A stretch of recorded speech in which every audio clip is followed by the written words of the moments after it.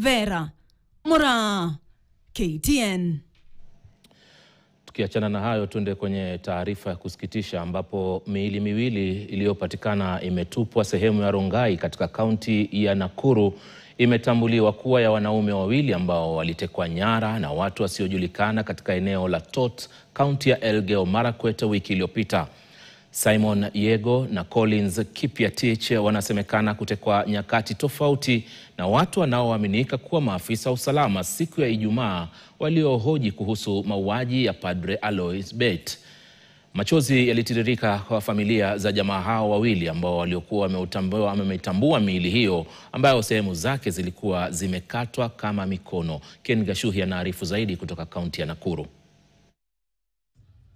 Harakati za kumtafuta Simon Yego mwenye umri wa miaka 45 na Collins Kipiatich mwenye umri wa miaka 22 waliotekwa nyara Ijumaa katika eneo la Tot, kaunti ya Elgeyo Marakwet zilikamilika kwa masikitiko makubwa baada ya familia zao kuipata miili yao katika hifadhi ya maiti ya kaunti ya Nakuru. Jana jioni tuliambiwa kwamba kuna ripoti ya wale vijana wetu walikuwa wamepotea on Friday na descriptions ilikuwa zinatali na zao.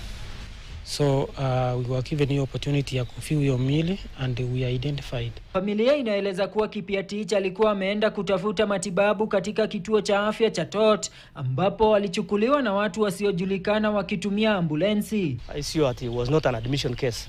Alikuwa tu on medication ya malaria na hiyo ambulance ikakuja wakamchukua tu na wakaenda nayo. So it is not like they had to get permission from the health facility. Jioni hiyo Yego ambaye alitumia gari lake binafsi kwa shughuli za uchukuzi wa umma anasemekana kuzuiliwa barabarani na ambulensi hiyo hatua chache kutoka kituo cha afya cha Tot akiwa na abiria mmoja wa kike.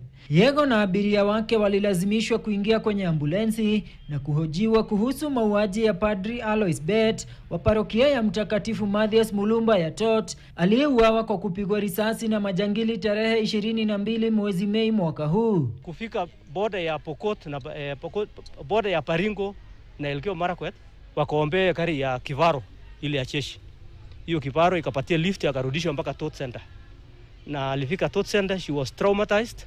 Na so the following day ndio alikuja kutuambia what really happened. Asubuhi ya Jumapili iliyopita, miili miwili ya wanaume wasiojulikana ilipatikana imetupwa eneo la Rongai, kaunti ya Nakuru. Wote walikuwa wamekatwa mikono kwa jaribio ya kuzuilia utambulisho wao, huku gari la Yego likipatikana limeachwa barabarani jijini Nairobi. Mikono imekatwa na ni kama walinyongwa because ni kama wamekuwa strangled. Na kuna marks ya kuchapwa huku mkongo, tumbo. Tukio hili linajiri wakati vyombo vya usalama vinaendelea na operesheni ya kuwasaka wahalifu katika bonde la Kerio. The government will really need to do something, a very serious one, because if every other day we are losing people, bado inaendelea. Kushikwa from Kerio Valley and saizi we are in Nakuru. Mratibu wa bonde la ufa Daktari Abdi Hassan ameeleza kuwa kisa hicho kinachunguzwa. Ken Gashuhi, KTN. Tukitoka kaunti